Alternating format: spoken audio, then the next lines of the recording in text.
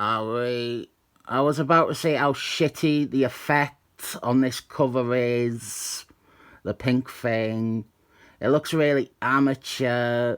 And I was going to point out little bits of it that look even worse. And then I looked up the cover online. And apparently this is a printing defect on my copy. I looked on eBay and most copies of this issue seem to have the same mistake. However, I did find some, not many, that do not. I didn't care enough to upgrade my copy, and the cover error is the most interesting thing about this issue. This is Amazing Scarlet Spider number 2 from the wacky time period called the 1990s, where Oasis were popular and comics could have enormous production mistakes on the covers, and nobody said anything about it. This issue is the first appearance of a very, very minor Spider-Man enemy called Joysticks. She is a thrill-seeking acrobat working with a group that are a rip-off of the upstarts from the Excellent Men titles. Joysticks would be absolutely unnotable, but then in 2005, she was a feature character in New Thunderbirds. I will get briefly more into that and the tragedy behind her inclusion in Thunderbirds.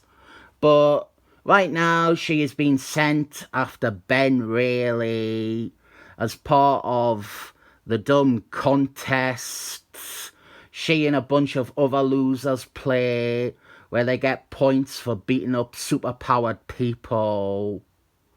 This is during the Clone Saga, if it wasn't apparent. This is Ben Reilly, the clone of Spider-Man. And this is just before he takes over as Spider-Man. Tom Falcon writes this one, and Martin Bagels draws it.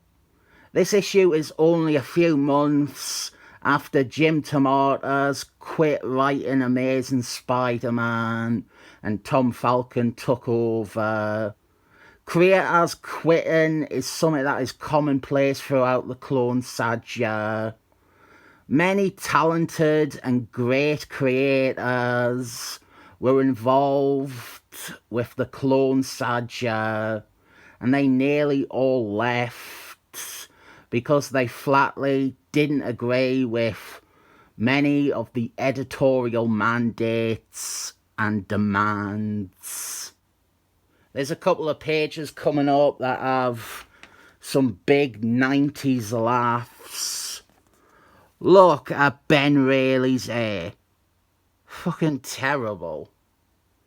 And then we have 90s cybernet, techwear, virtual codes, internet world gibberish. I also fucking hate Kevin Smith.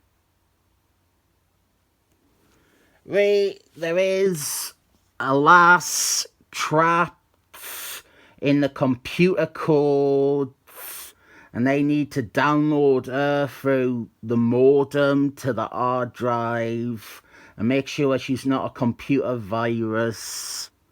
Guff like that. It doesn't matter in this one. We have another newish character to talk about too. The new Green Gobbler. And this bit here has Joysticks flirt around with them to extract information. And it is always nice to see pieces of a character that were present from the start. And in this case, it is Joysticks' flirtiness. In Thunderbirds, she flirts around and rattles off the team. So it is satisfying to see that it was a character trait she always had. And then we get to our first time seeing her in costume. She has energy batons, and she is a highly skilled fighter. In Thunderbals, we see that she is capable of holding her own in combat against Baron Zero and Swordman, who are the two best fighters on that team and in that series. She is not a useless character, but I will be honest, I didn't much care for her. On Thunderbals, she was always a bit annoying and the least interesting one. I didn't like her before I knew what happened behind the scenes. When New Thunderbals was being planned, Fabio Nicieza wanted to use Captain America's ex-girlfriend, Rachel Diamond. She was meant to be on the team.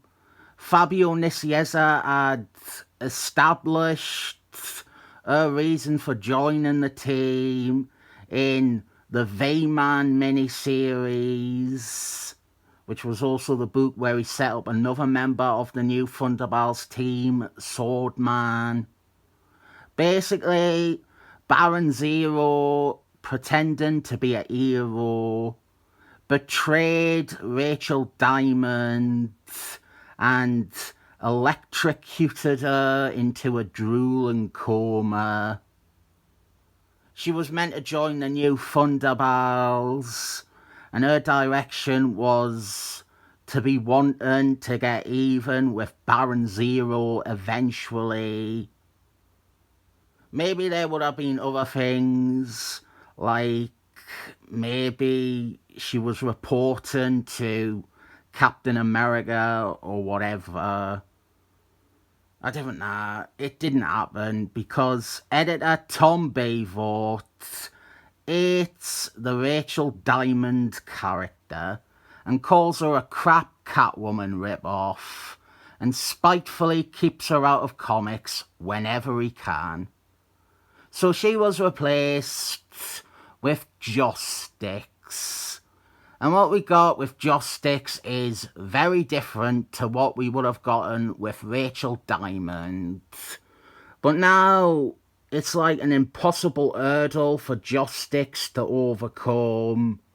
She is replacing a character I like and a character who would have made New Thunderbals a team without a single weak link in my eyes.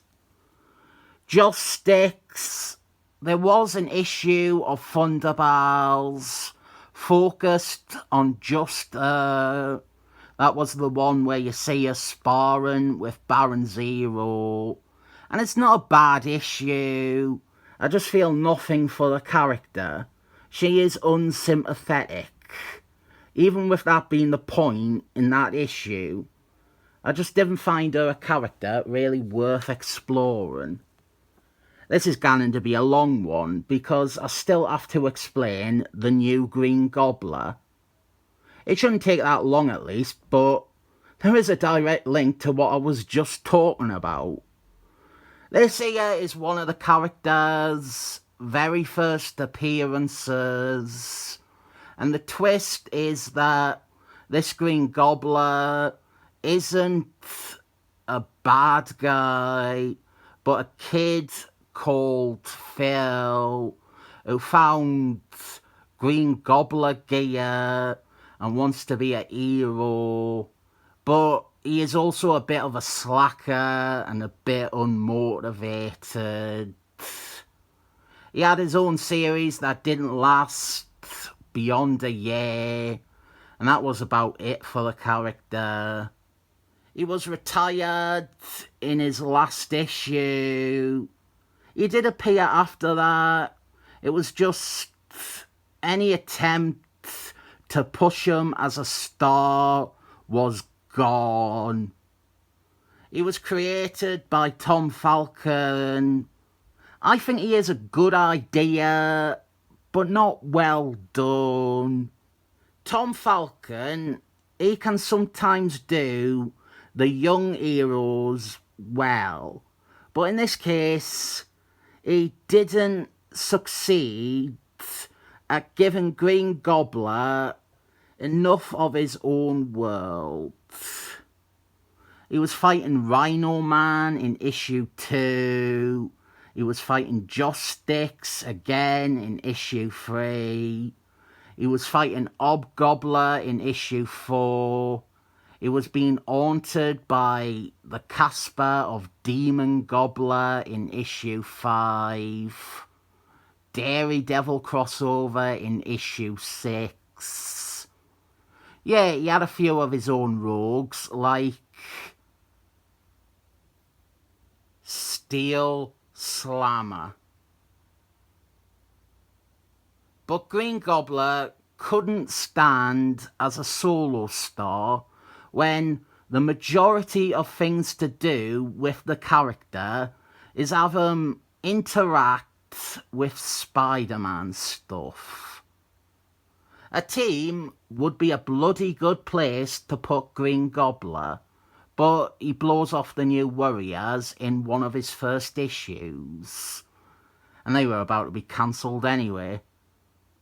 It is also my belief that whenever you have a new character gone up against Carrot Top, you are asking the audience to allow the series to flop.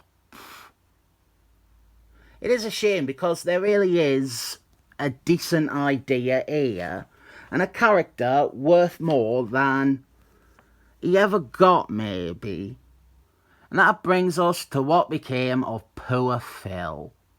He retired in the final issue of Green Gobbler, and that is bad writing in my opinion. A real, if I can't have this character, you can't either attitude. Tom Falcon does write him loads in the McTwo universe, and he is quite an accomplished hero and an ally to Spider-Woman in that. But his time in the mainstream universe would only be circling the drain. You see, much like Rachel Diamond, this is a character Tom Bayvort hated. I don't know why. He didn't offer such scintillating criticisms as she is a shit Catwoman rip-off when it came to Phil. But he did keep him out of comics too. Roy Sternman wanted to include the character in The Revenge of the Green Gobbler, which was re-establishing Norman Osborn as the main archenemy of Spider-Man. Norman Osborn was meant to beat the shit out of Phil for stealing his identity and his gadgets.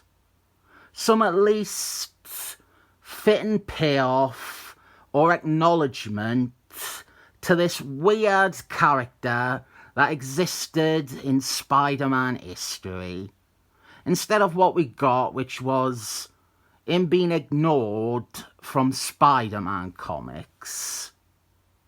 There was also Gobblers at the Gate, another of Roy Sternman's Tom Bayvort approved returns to Spider-Man. I would love to talk about the dark days of Roy Sternman's career, where he was reduced to imitating Kurt Busey under Tom Bayvort. But that is for another video. Anyway, this story had Norman Osborn, fight Hobgobbler, this big epic thing that we hadn't seen before. And in it, Norman Osborn He was no longer the Green Gobbler himself, but he had a Green Gobbler working for him. It was meant to be Phil. Norman Osborn had gotten revenge on him and brainwashed him or made him crazy to be his gobbler slave as punishment for his audacity of assuming the mantle of Green Gobbler. It wasn't allowed to be Phil. Instead, we get the very pleasurable revelation that this new Green Gobbler ganning around, his secret identity is that he is a lump of goo. But not a clone, because we're not allowed to mention clones anymore.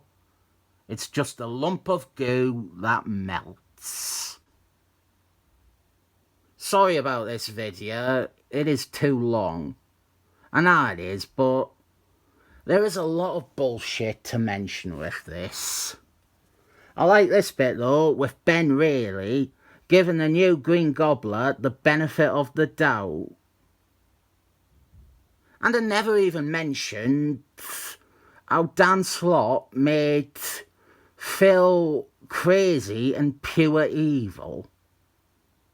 So here is a sexy woman to end on. It is cute how Marvel didn't know what really to do with Ben Reilly's love life, so they just introduced non-stop budget substitutes for Mary James. I mentioned a lot of crap that happened with characters from this issue, but it's not this issue's fault at all. I think this is very decent as an issue. You've got to swallow a lot of pills to like it though. You have to accept Ben Reilly as a character. You have to accept this C-list woman as a bad guy. You have to accept the new heroic Green Gobbler. It almost feels not worth it for the amount of things you just have to accept. And the cover is printed wrong. I didn't think it is a bad comic, and I think this is the most amount of cutaways I've used in a video yet. So I'll give the issue 7 thumbs up.